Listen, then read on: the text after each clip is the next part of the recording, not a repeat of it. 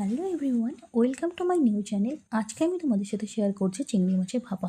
চিংড়ি মাছের ভাপা করতে গেলে প্রথমে আমি চিংড়ি মাছগুলো ভালো করে পরিষ্কার করে ধুয়ে তার উপর নুন আর হলুদ দিয়ে মেখে রাখবো। এরপর কড়াইতে তেল গরম করে ভালো করে চিংড়ি মাছগুলো আমি অল্প অল্প করে ভেজে রেখে দেবো।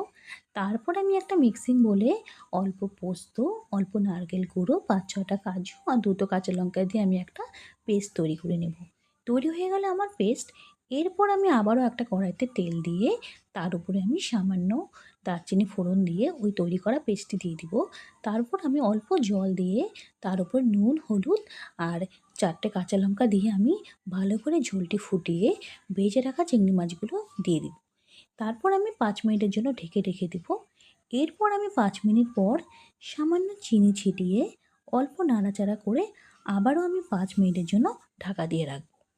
5 মিনিট পর তৈরি হয়ে গেল আমার চিংড়ি মাছের ভাপা।